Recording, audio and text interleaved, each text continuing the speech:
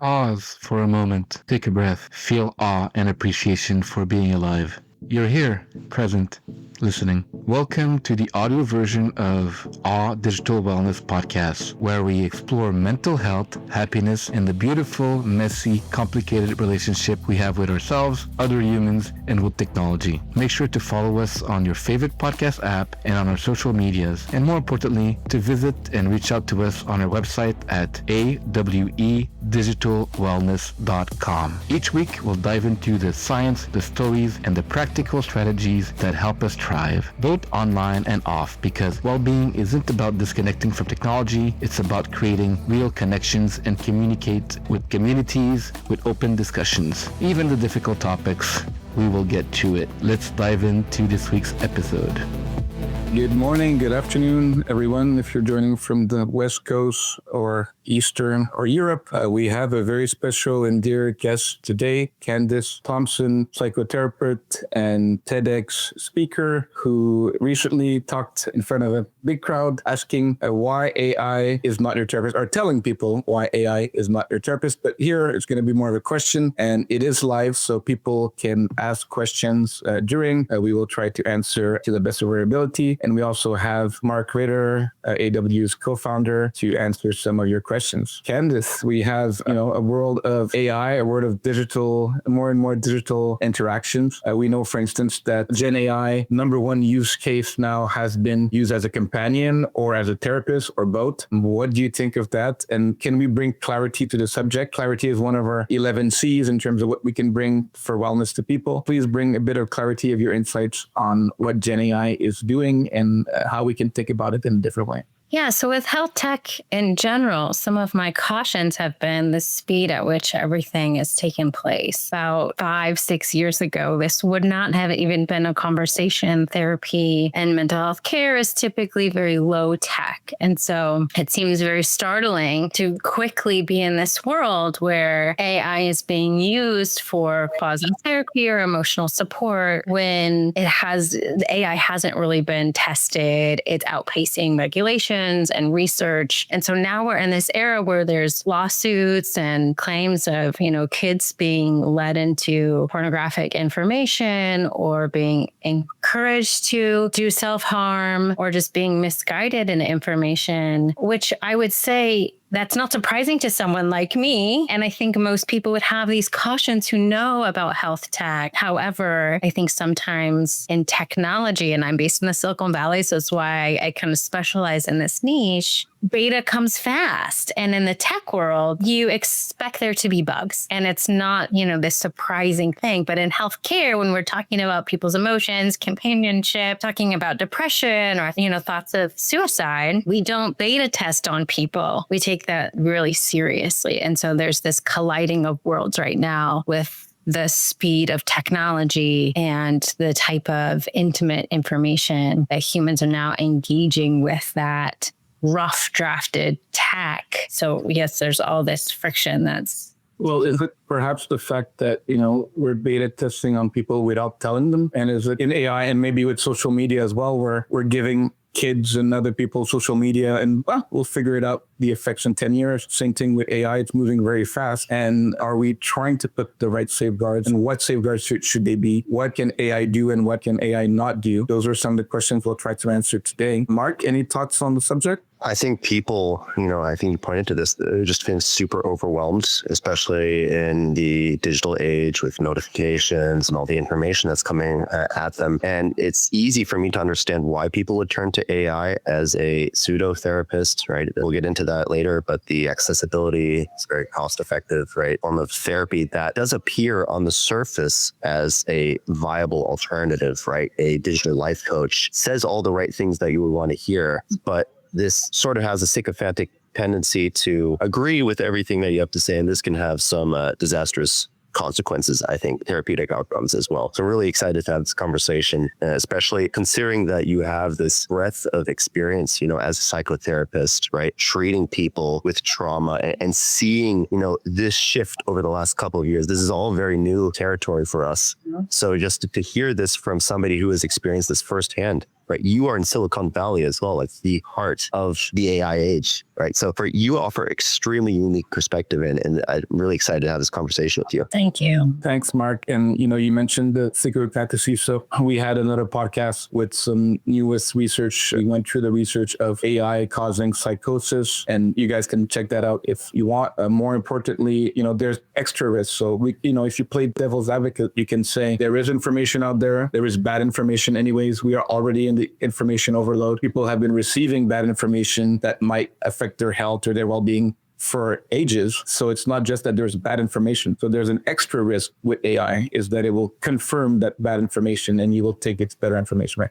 That can also happen with social media feeds and other technology that are just, trying to cater to your need and make you think that you're right because everyone wants to feel right. But we actually always say, Mark and myself, that a good psychotherapist or coach or clinician should challenge people and not just agree with them, right? Any thoughts on that, Candice? Well, what you just said about how social media or AI can replicate this, age of information, what's wild to me is it doesn't have to, right? So all of these constructs have been built by companies and they make choices. They make choices what safeguards they're going to use or what fact checking or what information they allow to be leaked out. And so that's what's startling is it's not like they have no control. And what's been shocking to me, I think OpenAI, the founders of ChatGPT or a parent company, is starting to put safeguards in. But this is very new as of lawsuits. Weeks ago would alarm me to assess someone for their safety. And up until recently, it would engage in those conversations. And now, of course, they can redirect and say, go to a therapist. Here's, the hotline to 988 and being able to really protect people. They had that ability all along, but they chose not to. And so that's something that I wish as consumers in general, we had empowerment to be critical thinkers around these products. And what do the products have to gain by not putting these safeguards in place? Because they often know before we do what the risks are and they allow it anyways. And they're already tallying up the cost that it might have on humans and making a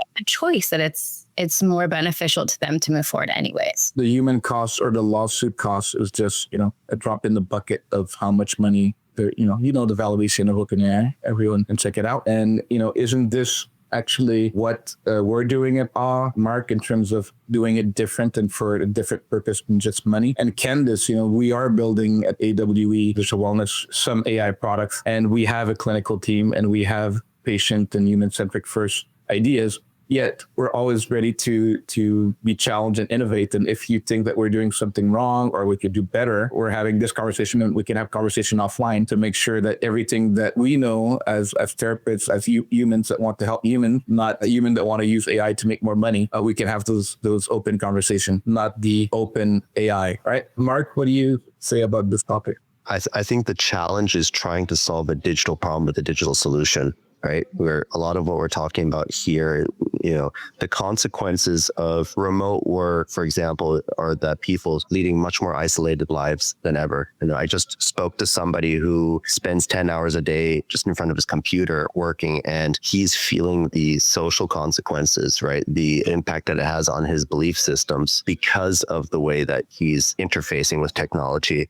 And a lot of these companies come out saying, hey, you're feeling lonely. Let's give you some sort of digital soliloquy that's going to make you feel a little less lonely. And I would say that we have to be careful, because especially AWE, we are a digital company, but we are developing an AI solution that like a lot of other companies is attempting to solve a very real human problem, right? So we have to be careful. I would be curious to hear from Candice, the boundaries that you see technology or AI and the boundaries that it reaches in trying to supplant that need for perhaps human attention, affection, or a personal psychotherapeutic experience. Do you have thoughts on that? Well, technology as a tool can be fantastic. It's allowing us to have this conversation right now. And so if technology is leading me to text my friend and get directions somewhere. And, maybe can even, if AI, you can use it as a tool to boost, conversation starters and to give you confidence. But that's a tool. It's not the relationship. And so exactly what you're saying, so much of our lives right now, and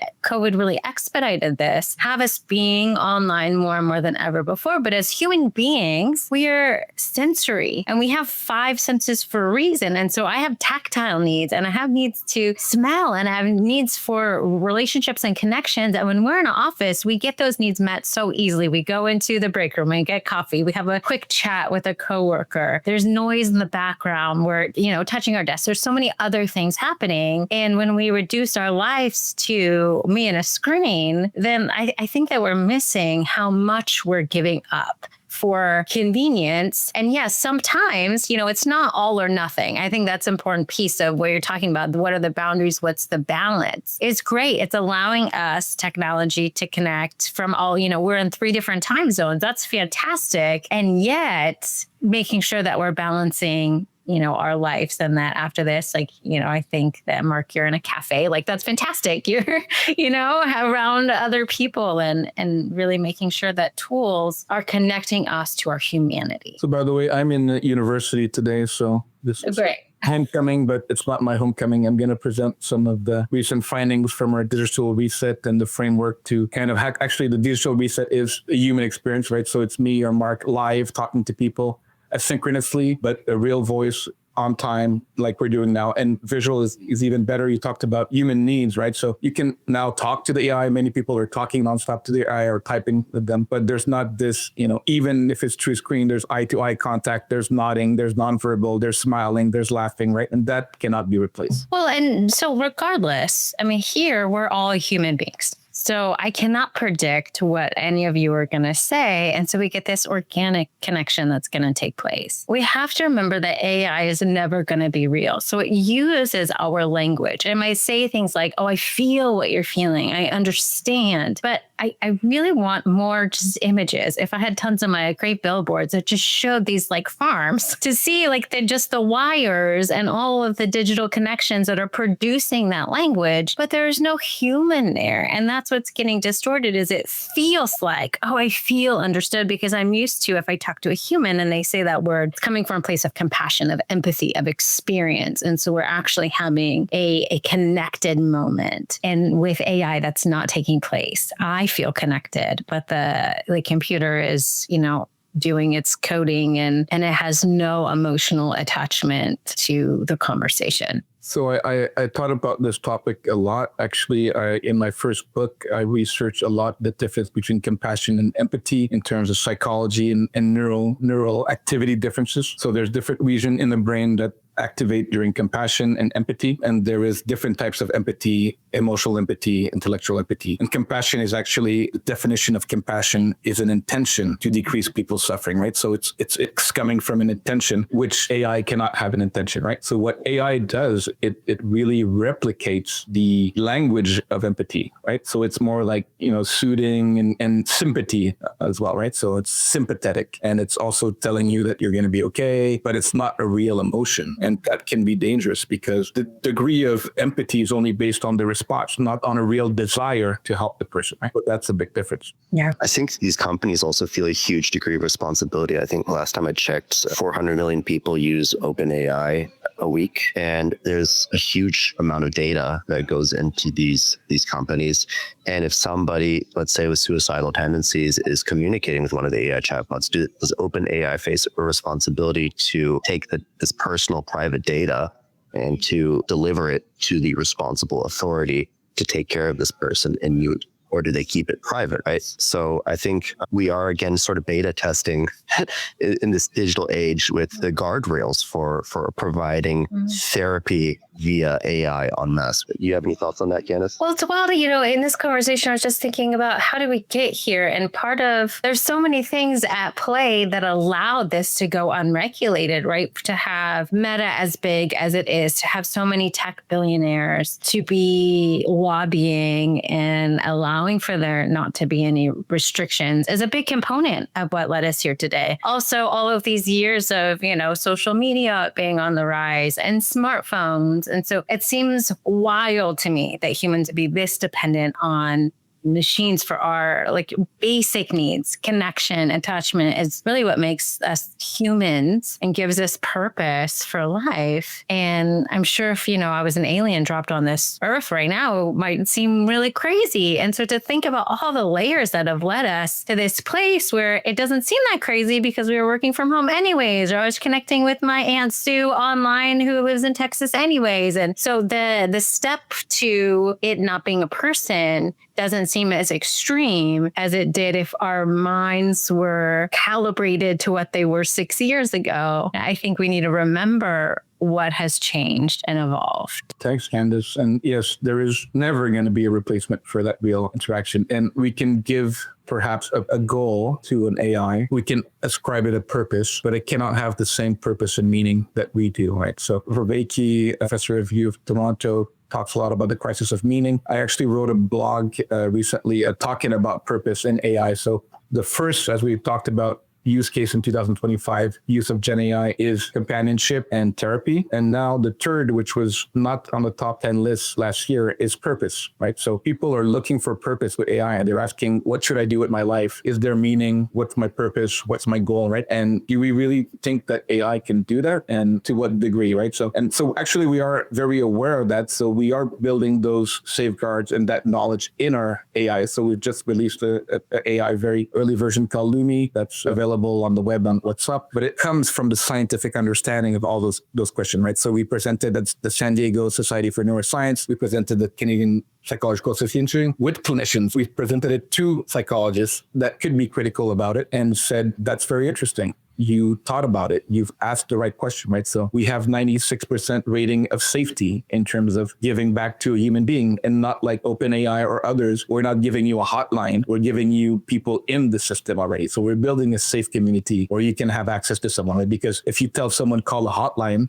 are they going to call? And who is that? And is there a waiting list, right? So we're trying to put all those safety and also understanding of what people are using AI, looking at the literature, talking to clinicians, psychiatrists, knowing that people are going to use AI and knowing that it's a powerful tool. Let's make it the best possible and think about human first. And yeah, of course, we need to eventually pay the engineers and it needs to be monetized, but that's never going to be the number one goal of what we're doing. I just wanted to pause here because we're live. If anyone has any questions for Candace, Mark, or myself, Q&A time for a little bit. So we are live on LinkedIn, Twitch, YouTube, and other platforms that I'm not even aware. So if you're watching, here we go. Therapy being mostly expensive explains why people turn to AI. Will your company's package be covered by health insurance? Mark, would you want to answer that? Or the company being AWE, which company in particular is Jindu referring to? Candace also has a company, but... Well, let me jump in real quickly about, just this. And I think this is where the accessibility around AI comes in, is because therapy is really expensive. And to me, it's not a hard solve of like, what would make therapy accessible to people and pay the providers, right? Because we don't want therapists to become an underfunded industry either. If health insurance, we're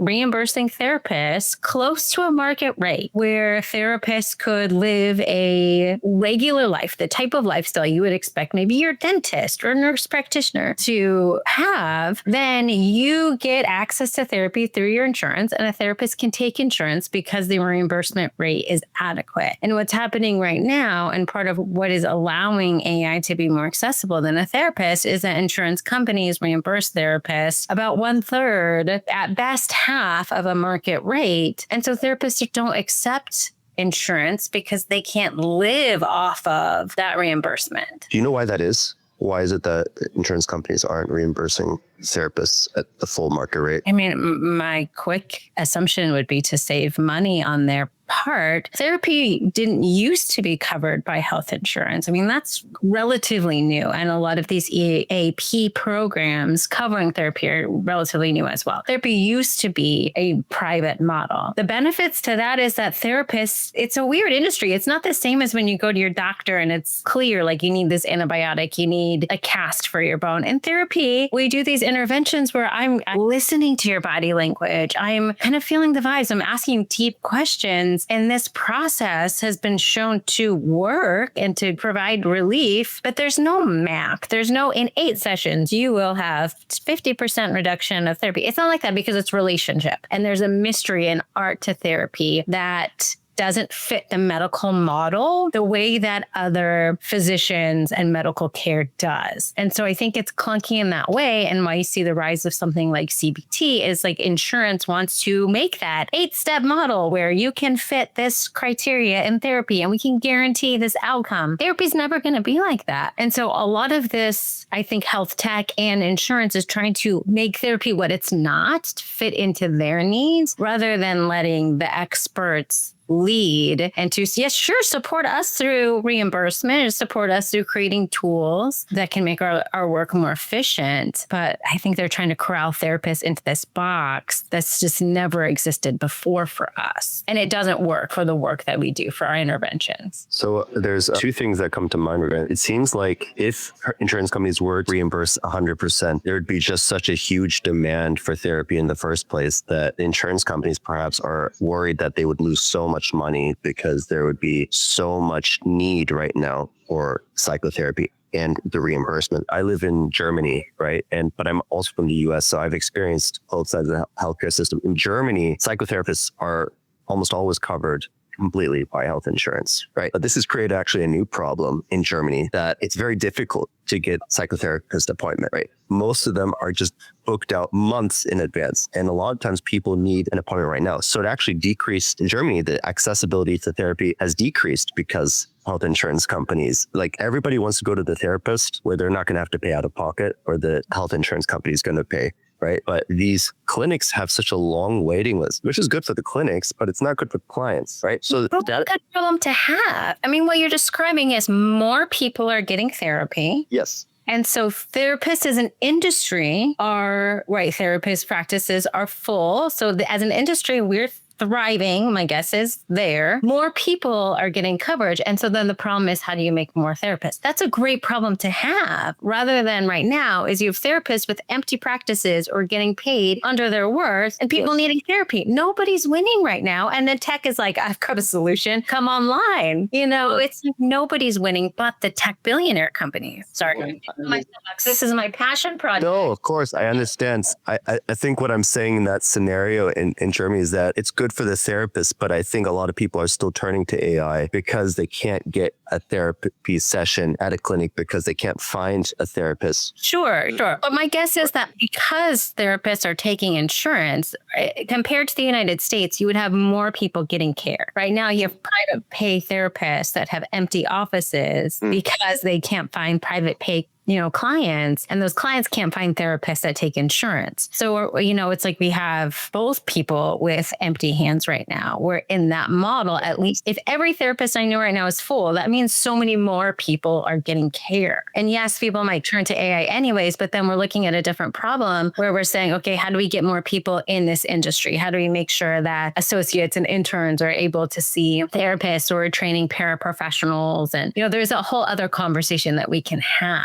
I would just say, Candice, that, Mark and I are seeing different problems. I live in Canada. So once you're done with Silicon Valley mindset and your trips and keynote in Hawaii, come visit in Canada. We also have the same problem as Germany.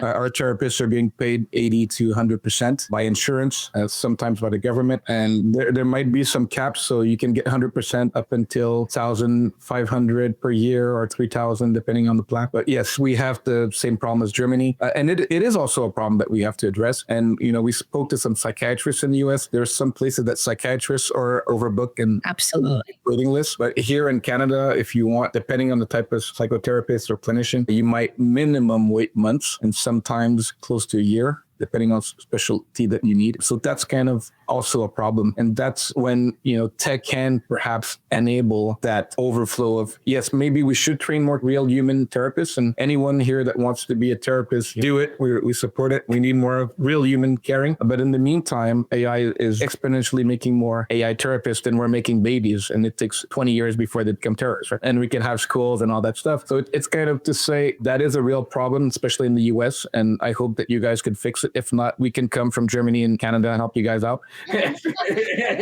Easy. I want to catch up to your problem and then not. Yeah. Because here the issue is a lot of therapists aren't full. And I think that's the misrepresentation in marketing that I see a lot is like, oh, well, there aren't enough therapists. Again, I can only speak for the United States. And there's a lot of therapists that I know that, I mean, I have an associate who has a full caseload waiting for patients, and I'm a well sought after therapist, so it doesn't, that messaging isn't true. There's plenty of therapists here right now in the United States who have room in their caseloads. Probably not at Kaiser, probably not within, the insurance system, but private pay or even sliding scales, certainly, but it's getting the funding for that. And so, yes, that's where AI, it seems to be stepping in. Audits step in. I mean, I think that's the question here is, there's rules around AI not being able to provide medical care. I think healthcare is also psychotherapy. Of course. And when we talk about therapists and clinicians and coaches, there's also this level of quality, right? So we see companies like BetterHelp having very bad reviews because they're churning out their employees, and the quality of therapy in the therapeutic alliance is not there. And like we might be sought out therapists and we're on podcasts and people know us, but there's a bunch of other levels of therapists. And can you speak a bit about that, Candace? Sure. I mean, the big telehealth giants right now, I think, are part of the problem. And it's hard here because I'm sure there's real,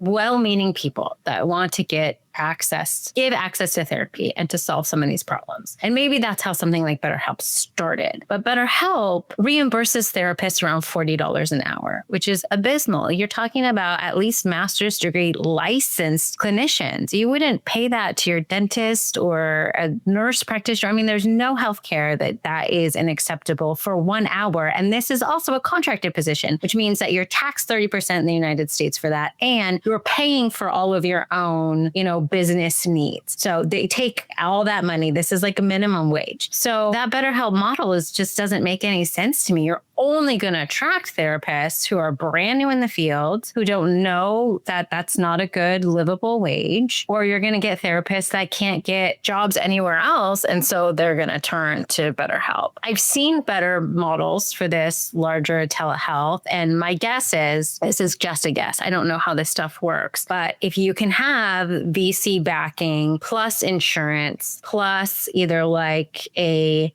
company that's paying into this EAP for you, or maybe then the client is paying a small percentage, 25, maybe $50 a session, then you can have a robust funding stream that can reimburse therapists well and maybe can give some investors some money back and provide more available access for the average consumer. I think there's ways to do it, but we have to be more creative and we have to think about everyone involved, the client and what's best for their actual receiving good quality mental health care, the clinician, that we don't become a non-industry because no one can get jobs, or, we're paid less than the people who collect our trash, and those are great jobs to have, but we didn't go to school to make no money. And that's what's changing in industry as well. And you're seeing all these life coaches rising up in the ranks that are like, I'll charge, $300. It's not getting reimbursed by therapy. And they're an unregulated, uncertified industry. And so something is really amiss here in the way that we're talking about therapy and mental health care. Thanks for your insight, Candace. Anything to add, Mark? Yeah, a lot of things. I mean, it seems like in the US specifically, I always had this paradox in my mind, which is like the people who need therapy the most likely can't afford it. And the people who can afford it, right? It's a very small segment of the demographic of the entire population. And the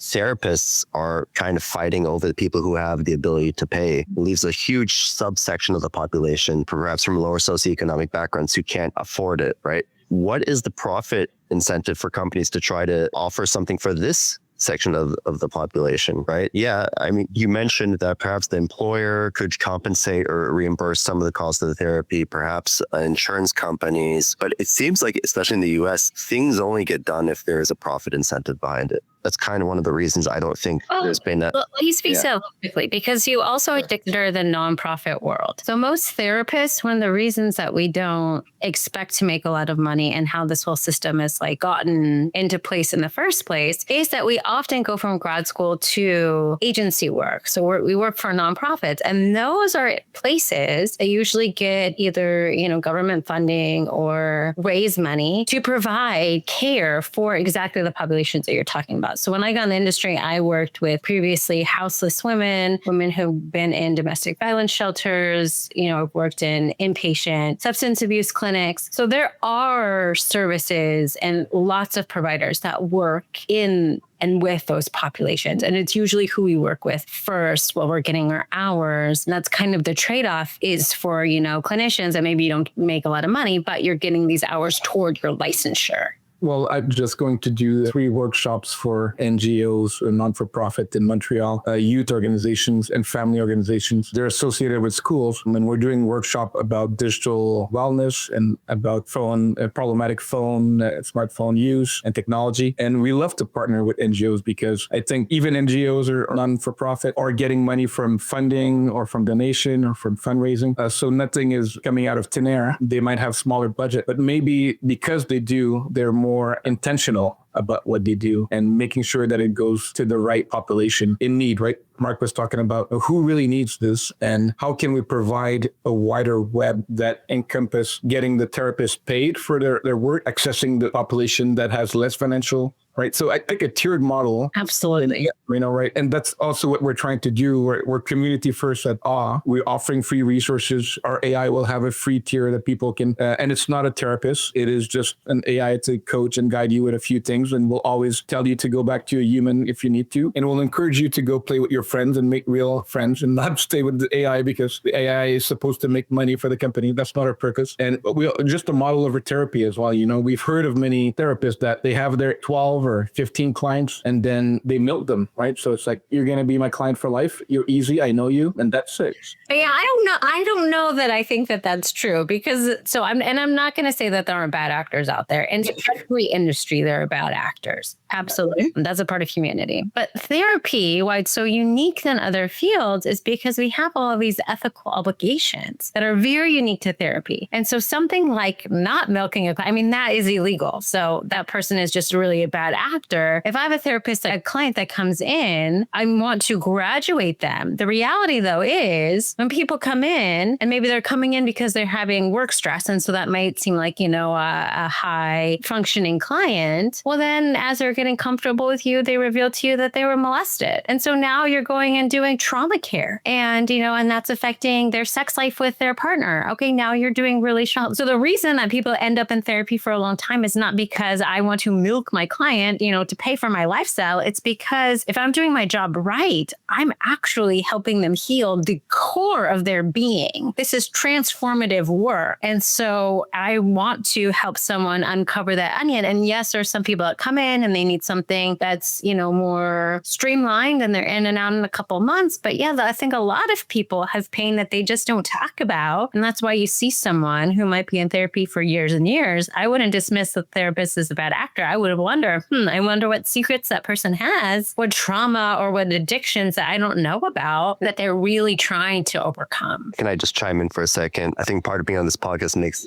such interesting conversations is, not only when we agree, but also like disagreements. I'm just going to play devil's advocate for a moment here. I agree with what you're saying, but I would also say that there are bad actors out there in therapy, or perhaps intentionally or unintentionally. But it seems like a lot of the problems that we've been talking about that exist in the realm of therapy in the United States right now creates a profit incentivization model where therapists want to hold on to clients for as long as possible, which perhaps influences the way they administer psychotherapy. Let's try to focus on the problems, right? Not to milk them, but just to keep them on board. I think Abigail Shriver actually talks about this in her book, Bad Therapy, that in the US, lots of psychotherapists, they want to sustain the client relationship so that they can continue holding on to these clients, which is their source of income, because there is such scarcity. Really curious though if that is, I would be very curious how true that is. Because as someone who has a private practice, does it feel uncomfortable a little bit when someone graduates and I know that's going to take a chunk? Of course, financially, but does that come into my work? No, because I'm well trained. And so that part of my brain and thinking about my needs that's not therapeutic. So I think, if I'm a venture capitalist, if I'm in business, if I'm in finance, I've been trained to think about things monetarily. We are trained highly as therapists, right? You have grad school and then in my state, 3,000 hours before you sit for these 2 rigorous board exams that have a 40% pass rate. And so that is drilled in me that that's unethical. And so I would never, and I don't think I'm unique in this. I'm also an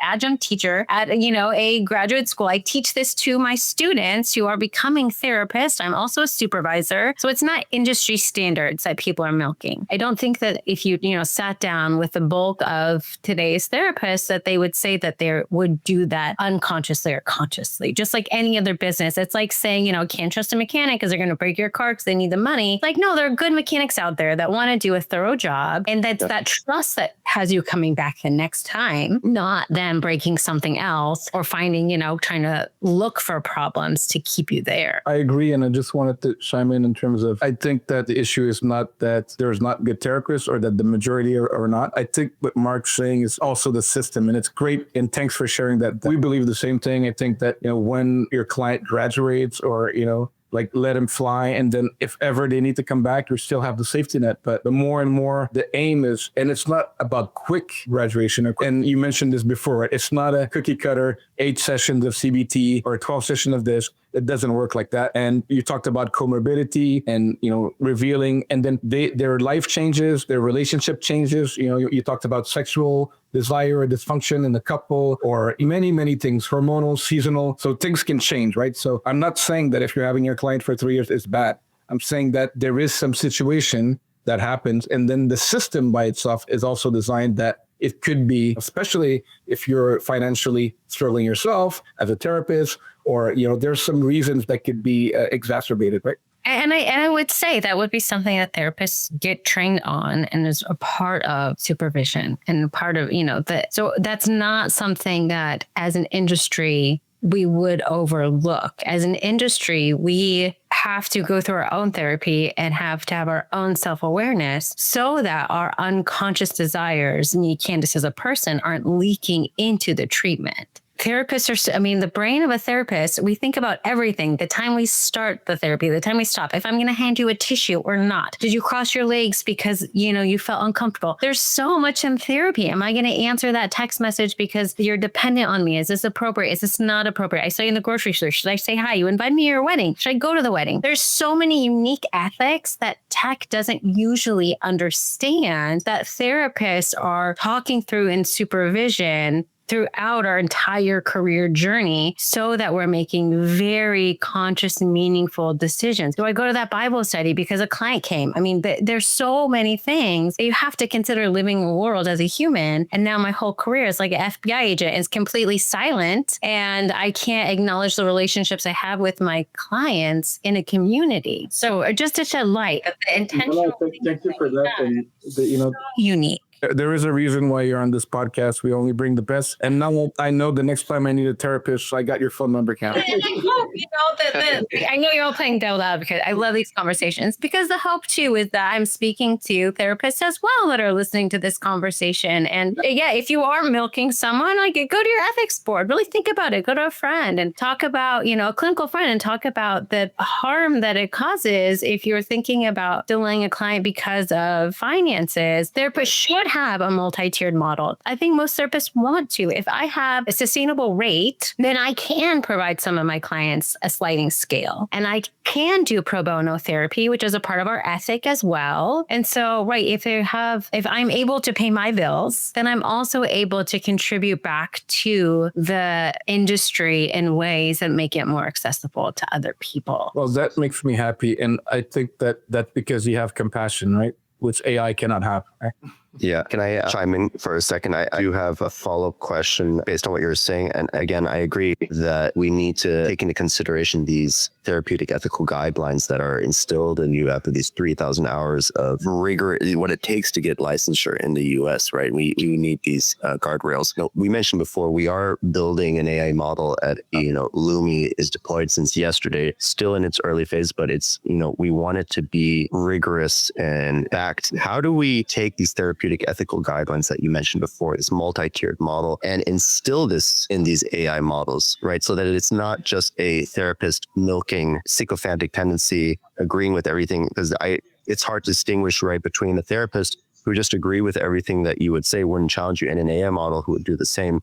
How do we instill what you are saying into these AI models, right? I mean, to answer that question, I have to agree that AI should be providing therapy, and I just don't, so that's my platform. However, I think that, if you're providing some type of AI care, then knowing where the line is, where's the line between being emotionally supportive and providing psychotherapy? And I think there's a lot of emotional support that research is also showing is helpful for people to talk to a chatbot when they're having a hard time. I mean, certainly I've gone to whatever Reddit if I have a symptom and I just want that normalization, like, oh, other people have had it too. I'm not crazy. Phew. AI can provide some of those touch points for humans that make us feel supported. But should they then analyze and provide psychotherapy? And where is it a cross between that peer-to-peer, so to speak, support into healthcare? And so that would be my caution for industries, is that they're providing tools that don't cross that boundary line, so that they're not having to even ask those ethical questions about, is this good psychotherapy? Because they're able to assess, oh, hey, it sounds like you need more than just this support. It sounds like you need a therapist. Here's a listserv of therapists that we have vetted, or having those partnerships with providers who people can work with. Maybe that's another part of your business coming, is, having therapists work underneath, your company. And so then people have an easy off-ramp from AI companionship into that therapist. So I'm really glad that you answered that, because that's exactly what we're doing. Everything.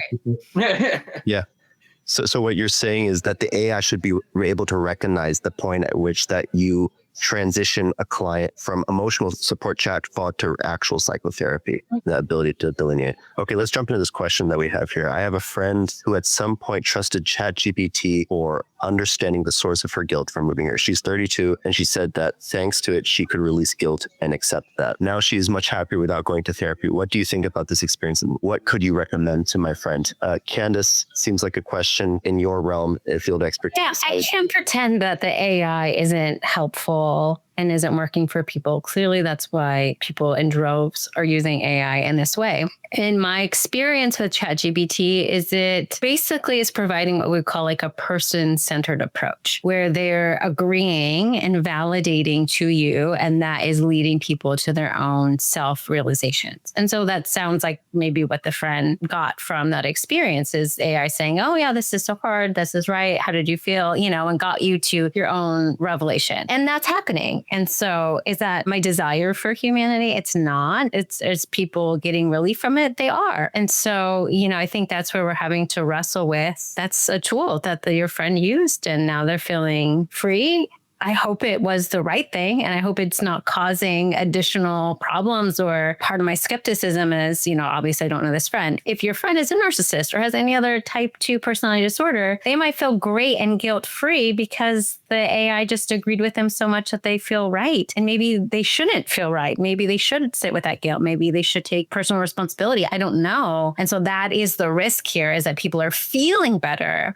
But is it actually clinically better? Are they just getting affirmation on things that are unhealthy? Just to put this in context, right? So we have this recurring theme of convenience and cost, right? Lower cost, easy convenience, easy access, and then risk, right?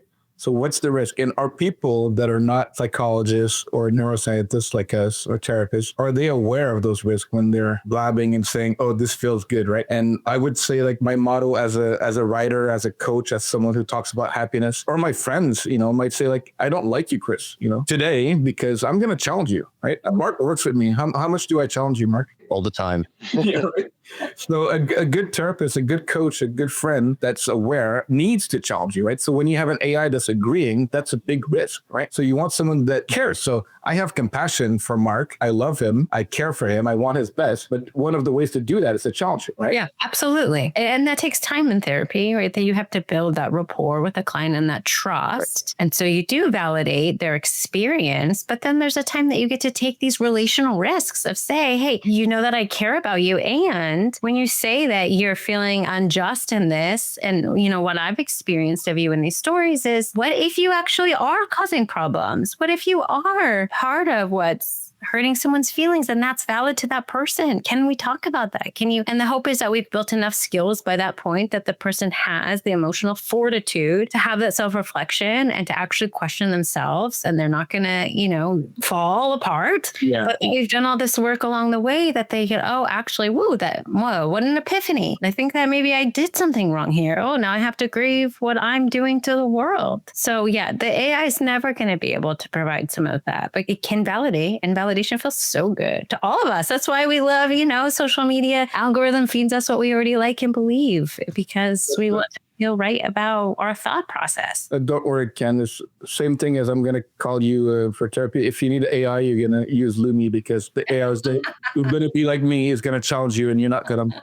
Any thoughts on this, Mark? Yeah, I mean, I'm always having tons of ideas and thoughts that come up during this conversation. Do you think, you said AI will never be able to get to that point? Do you think that's because the profit incentivization is not aligned at all? Like, do you think if there was an AI model that would challenge or contradict what the user is saying, that they face the risk of losing engagements on the platform? Do you think that's why the AI models wouldn't do this? Do I think the AI could ever replicate a human brain? I mean, is that the original question? Because I would say no.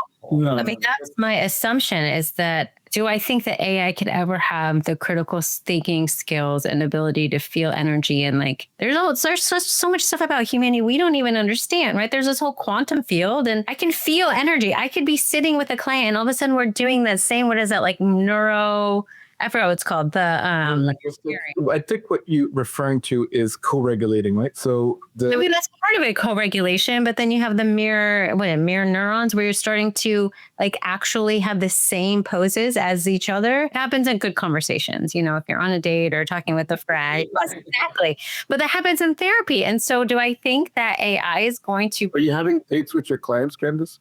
No. I'm saying that the same type of thing can happen when humans are connected, i.e. in a date or with a friend, not in a therapy. It is absolutely both.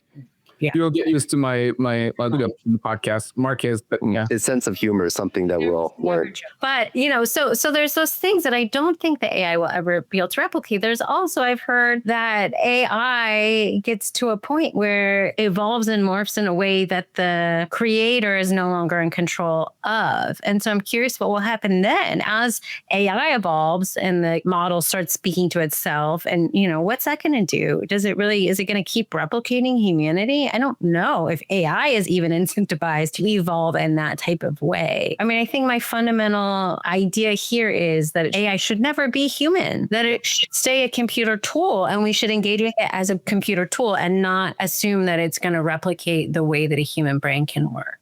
I was going to say that I think what we alluded to before, COVID changed, it upended the lives of so many people. And I think you did see a sharp increase in the request for psychotherapy, the demand for psychotherapy. I think that is strictly in response to certain human needs that perhaps are not being fulfilled or problems from the childhood experiences. I am thinking beyond just psychotherapy. I've heard Scott Galloway speak a lot about like the epidemic of lonely men, right? And there's things like, you know, OnlyFans or parasocial relationships online that are attempting to supplant that need for affection. Interestingly enough, you know, less so pornographic, more intimate experiences online, because a lot of these men are feeling so lonely, right? They're turning to these online models. I would say that we're already beginning to move into a really weird direction, you know, not just with sex robots and all that stuff, but like actual models that mimic like a human partner, right? Online. I've heard stories of guys who are subscribed to like an OnlyFans creator and they think they're writing with her, but it's really some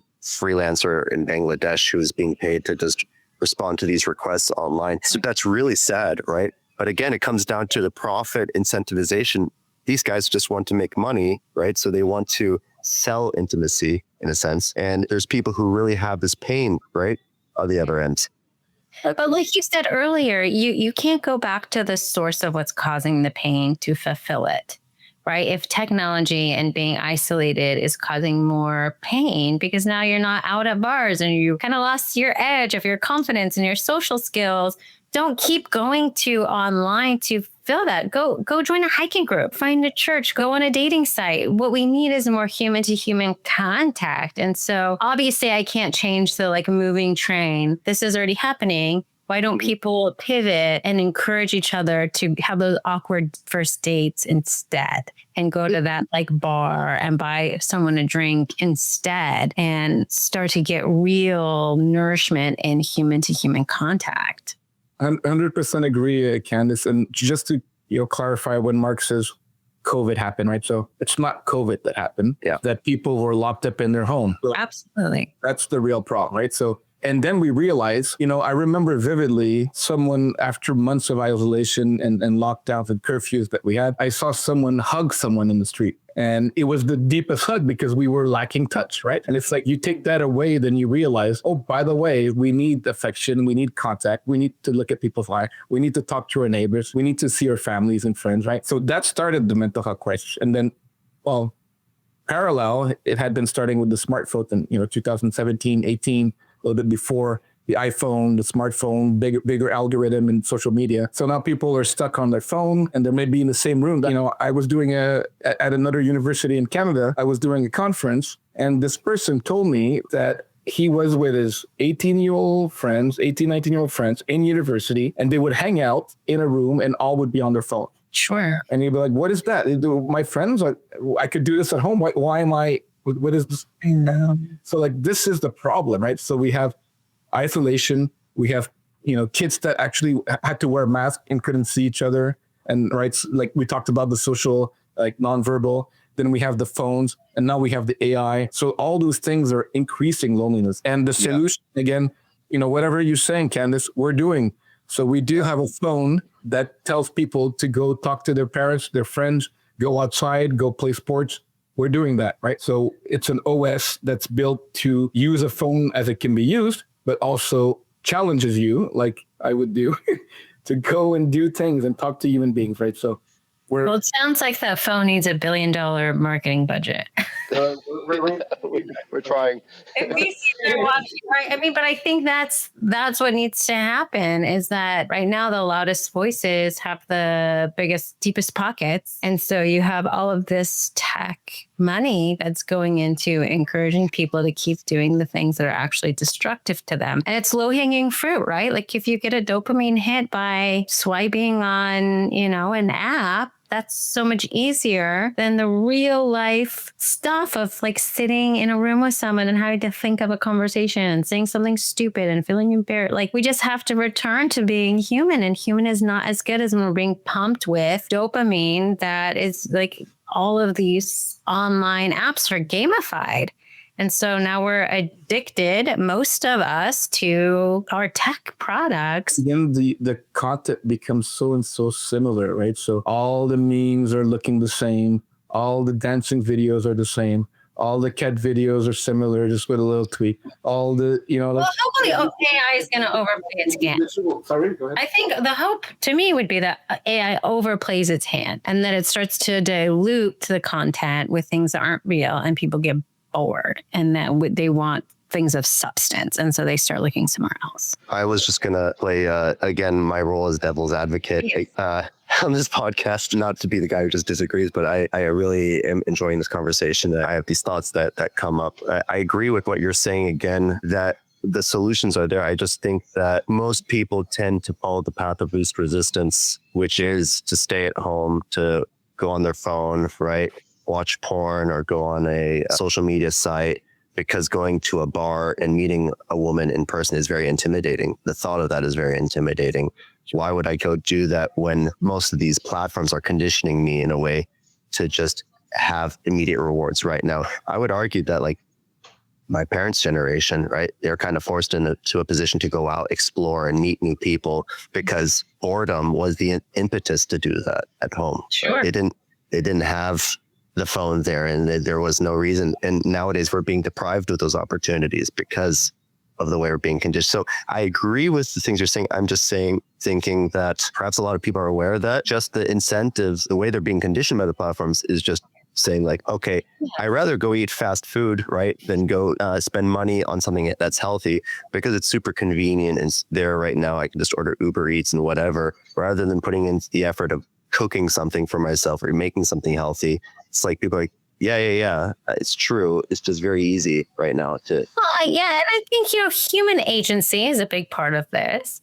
And education. So I don't know if you guys ever see the, like on Instagram, is it Opal? Whenever I see the Opal ads, it's like, this is your brand on drugs. I am always off my phone right after that. It's like, and I feel the same way when I see, how junk food is made. I just saw a video recently on like gum is made out of like distilling tire rubber and all this like glue, whatever. Then I'm like, okay, I'm never having gum again. Like that's just an easy out. So I think as people are more educated on, okay, that pornography is actually making you an irritable person. It's actually making life harder for you in the real world. And those symptoms are going to outgrow the benefits, just like any other drug, and it's destructive. And so it's better to go to a bar and have an awkward conversation than it is to get this quick fix. And I do think that over time, humans will have more and more of that opportunity. And I think they already are, right? That's why phones like yours are being made and there's a market for them. Because people are like, oh, I don't like this feeling. I don't want to be controlled by this app. I don't want my emotions to be manipulated for someone else's gain. Because that's what is happening, right? We know that the people with the big money also have psychologists in their teams. They're marketing psychologists, and they know how to extract as much money and attention from children, from adults, from whoever, from companies. And we try to do different. And thanks for your insights and similar values and different background, coming to the same conclusion that we can do better, right? So really like your approach and that you're speaking out, because education is, right? So there's a part which is therapy, there's a part which is technology, and there's a part which is free education. Everyone here can hear us talk about the subject, can ask questions, can reach us directly, and can say, hey, let's have a conversation in your community, in your schools, in your organizations, because those are the conversations that need to be done for everyone's mental wellness and health, and also for productivity, for social skills. And I'm looking on some studies about what AI is doing to cognition and to memory and to reading skills and to summarize it, right? So basically we can summarize it by saying AI is making you stupid, right? Yeah. Social media is making you not social, right? Social, but you're not being of social. And AI is artificial intelligence replacing your intelligence, right? So I'll give you an example. Everyone can remember, or depending when you were born, that there was a time when you could use a map, right? And then people still make fun when I was traveling in Iceland, that I'm still using a physical map. Like, you have a GPS. Well, it depends in Iceland. There's not GPS all the time, but people don't know how to use maps anymore. And if you give them direction, or if they have an interest and their phone dies, they can't get there, right? So you replace your ability to direction to Google or whatever app you're using. And we're going to do the same thing with our intelligence, right? You're going to outsource your intelligence. And then what are you going to do? Yeah. I mean, going back to what you said about the education piece, one word that's been thrown around a lot is like the financial incentive. I just want to be very clear. Like, I don't get paid for a podcast I go on. I didn't get paid to do a TED Talk. So much of this education piece, and I think a lot of what therapists' hearts are built on is not monetary. I think that's why places like BetterHelp can take advantage of therapists, because we're not savvy, and that's not what we got in. I mean, it's not just not being financially savvy. We didn't get into the industry. We're not motivated by money alone. If I was motivated by money alone, I would have gone into finance, right? I really am motivated in inner healing. And in these conversations, it's more of like a systemic healing. I'm very desiring for a world to be a better place for all of us. And so seeing things slap my industry name on them as therapy or mental health care when they're not, it's a very easy entry point for me to say, okay, there's some companies are overplaying their hand, and you can't pretend to be my field and my professional, degree without being a human, without actually following all the ethical guidelines, without doing the things that therapists do. And it's not fast and scalable and convenient. It's not available 24/7. And when you hear those words, you know that it's actually not healthcare. Well, you talked about mirror neurons. I think Mark and I non-verbally are just nodding and saying, we feel the same. Mirror, yes. We just want to help the world. We built this company on that only premise is how can we wake up every day and sometimes not sleep at night, which I do too often, and try to just make the world better in education, in building technology and having those conversations, in listening, right? Not just talking, listening to what people need, what people have experienced, and try to help. And thank you for having that same mindset and doing your part. We really appreciate that. I will say, I think I'm a very good therapist. I think there are very good therapists out there. Quality therapy can be transformative. And I have seen incredible things. And I don't want that to be lost in a quick validation that someone gets from ChatGPT. I've seen humans that have been, I don't like trauma sharing, but like really horrific things that humans have gone through and ways of adapting that are unhealthy because of that trauma transform into healthy, functioning humans that aren't controlled by that pain and those wounds. That's what therapy has its best has to offer us. And there is no good replacement that I've ever seen for that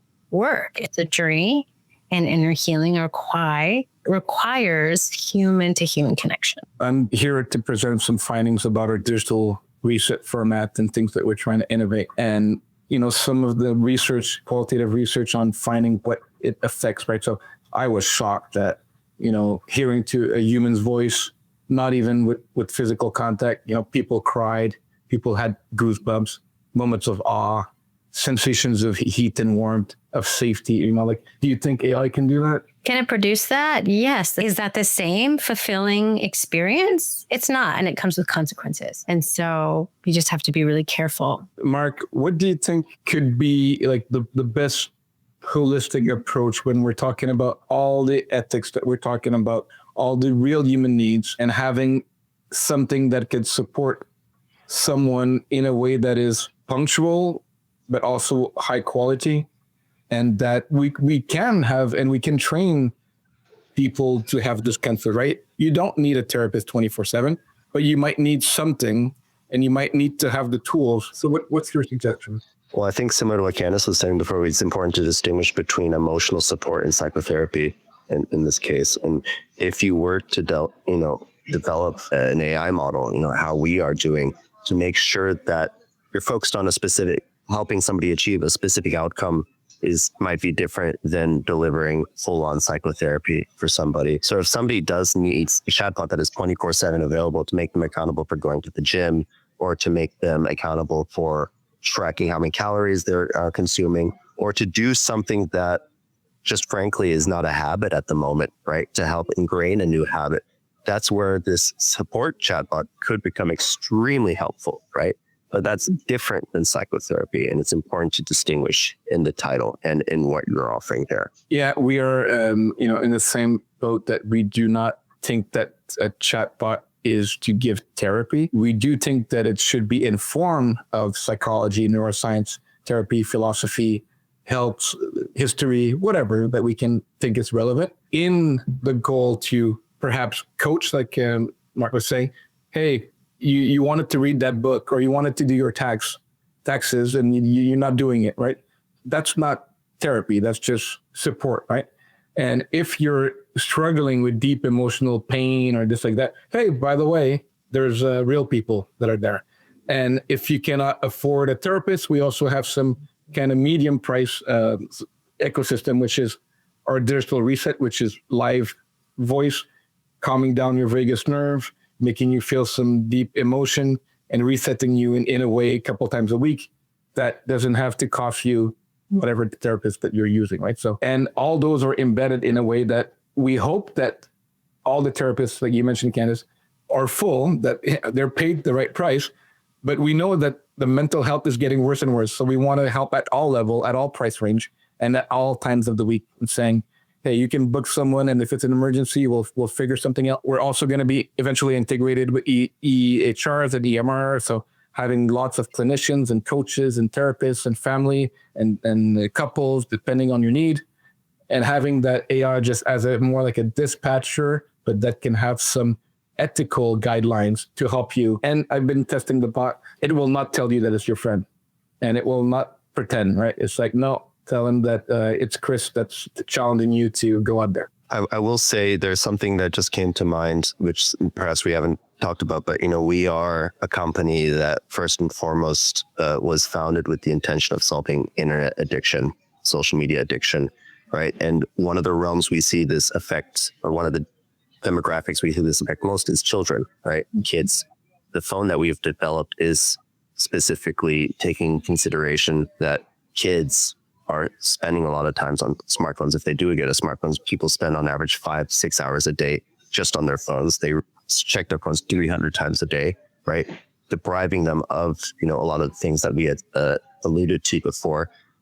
I spoke to a psychiatrist at a conference a few months ago, and she said that during COVID, a lot of psychotherapy did shift online, right? There is a difference in administering psychotherapy to an adult, which is probably the population we've been speaking mostly about.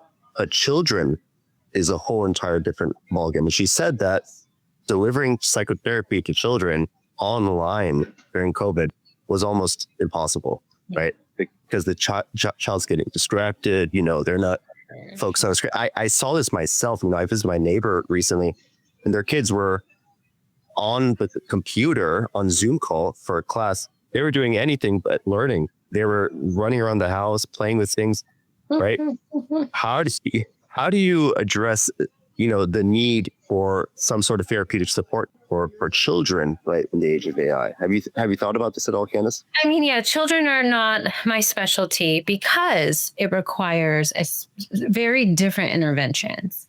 So a child therapist typically, and I've worked with children in the past, my office was filled with art supplies, games, putty. It's very tactile. You're not trying to get the same insights as you are, two adults are talking. We're doing a lot of intellectualizing. But the child, it's a lot of play and symbolism. And so it's very hard, if not impossible, to replicate that at a distance. The phone that we've developed does try to incentivize behavior that is going to push them in a direction of, going out for a walk, reading, doing your homework, doing the things that normally they would get rewarded for if they would just go on social media, on YouTube, whatever. To unlock more screen time, you have to do the things that you might be avoiding, in a sense, right? Whether that is putting your phone on the table, reading a book for 30 minutes. The phone that we're developing is able to sense that and help push kids, via operant conditioning in the right direction. Yeah, that's great. Because like you said, for children, it's not cognitive, right? It's not just talk therapy. It's more like creating those habits where neurodevelopmentally they can, by doing, get that dopamine in a different direction, right? Because we know that in neurology, everyone's talk about dopamine detox. Dopamine is also used for muscle, but also dopamine is used for long-term goals, right? When we're asking ChatGPT for meaning, if you talk to a real person, you might get meaning and purpose. And when you do that, then when you have a purpose, then you won't be astrayed by the daily distraction dopamine hit, because you're using the same dopamine, but you're getting a higher reward because you know that psychologically there's a better value of doing something. Absolutely. Depriving myself of this temporary pleasure for this meaning and purpose and deeper contentment and peace. Yeah. I mean, it really is a difference between a quality nourishing meal and junk food. And so really making sure your brain can appreciate the quality and not train it just for the junk. So we're arriving at the last 10 minutes. Anyone with questions, please go ahead. We've been having good questions, so thanks for the active participation. We enjoy answering your queries about this interesting topic: AI, mental health, psychology, children, adults, couples. Is there some insights that you can have, Candice, on organizations, businesses? I know you also do leadership. Tell us a little bit more about that. Yeah, my greatest interest right now is more systemic and really thinking about how to make change on a larger scale. I will always be a therapist, but really seeing this tech entrepreneurial fad and wanting to provide real consultation to companies that are either investing in these tools or creating these tools to help them really understand the difference between what is psychotherapy, what is mental health, and, what is realistic for their company's goals and tools. So that's a lot of where my heart is right now. It's shocking to me how many times I meet founders who, yes, they have a good heart for, wanting good outcomes and the best for humanity, but to not have any psychology or psychotherapy background. And then to think that you can create a therapy company or a mental health company is just absurd. It's like I want to open up a dentist shop or something. Like, it's just absurd. I can't do that with just money alone. And I think tech gives a solution, and the Silicon Valley is a thrilling place to be in, but it gives this like larger than life, God-like impression to people where they can do it all and break any barrier. And I'm wanting to bring some of that grounding to the vision to help people provide tools that are actually going to be sustainable for them, right? For their companies, and not just burn out, but also for the people using them. Well, thanks for saying that. And yeah, it's sad. We haven't started the company like that. We started day one from, a board of advisors. We have neuroscience and psychology and therapy background, Mark and I, and we keep talking to people like you. So you're always invited to the conversation on and offline to make sure that we're doing, to the best of your knowledge. If you're going to talk about us or our products or our services, that that we're doing something and you can verify that we're doing it right, because it's not about playing a facade or saying things like, this is the deep mission that we have for us, often challenging other organizations to do that, right? It's just great that you're doing that work. We appreciate that, Candice. Yeah, absolutely. Yeah, thanks so much for speaking with us, Candice. I think you're really onto something. Your TED Talk really exploded. It was 2 weeks ago, and I think you definitely struck a chord. Where can people find you on socials? Share a little bit about maybe what you're working on, where people can best find your work. Thank you. So my TED Talk just released last Monday. So the best ways to follow me is I'm very active on LinkedIn. My LinkedIn handle is Candice Thompson, LMFT.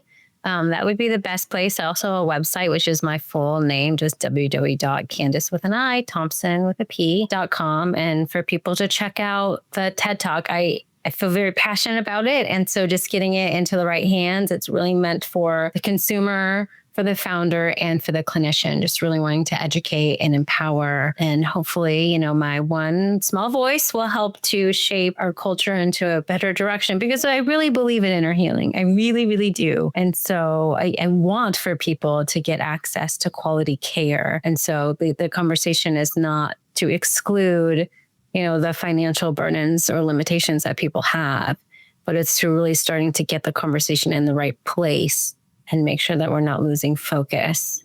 So please engage, follow. I saw the TED Talk, so now watching, please go check it out. It's Candice, just in a very well-crafted TED.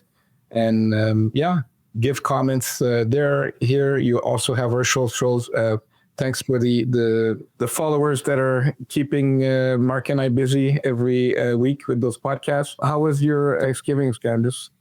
Good, great. Yeah, thank you so much. Yeah, happy to be back to normal. It was a bad time for the video to release, because all I want to do right now is market it. So having a holiday in the middle of that wasn't my favorite, and now I just hit the ground running, wanting to get this message into as many people's hands as possible. Well, thanks for that, and thanks for the lovely conversation. I hope that you won't think that Mark is the devil. Never. No, it's helpful. I mean, part of having the back and forth is this is what people are really either grappling with consciously or not. And so, this stuff is out there, and I would love to live in a world where I could dictate, right? Something I say to my clients all the time is like, if I can control the world, this is what I would want you to do, but I can't control the world, right? And so it's good to be able to dialogue with the way that everyone is thinking about these products and tools, and having a meaningful discussion. Open dialogue is the crux of what makes us human. So, as you mentioned, technology has allowed us to be here, even though we're in different city and time zone, allowed us to smile and laugh a lot in the last hour and a half. So thank you both for being in this podcast with me. Always enjoy great conversation, humor. Nothing is censored in this, so you can say what you want. And then just wanted to remind people that, technology is here. So we're not denying that there's technology. We are telling you, go in nature, go hug a friend, go smile at a stranger, go say hi to someone, on a date or not. Go find a new therapist if you need one, or coach or clinician. Check out our AI if you want, but if it's not good, let us know. We'll make it better right away. And Candice will also check us and make sure that technology serves us like it has today, allowing us three, not only us three, but people from around the world that are asking questions, that are engaging. Let's use technology for good. And thank you both for being here. Thanks for listening, and we'll be back next week for more awe and awesome conversations. Make sure to follow us and comment on your thoughts on this week's topic. I'm your happiness expert and co-host, Christian Dominic. Please find and reach out to us directly and visit our website at awedigitalwellness.com. See you next time. Thanks for your curiosity. Looking forward to your comments, and keep on smiling.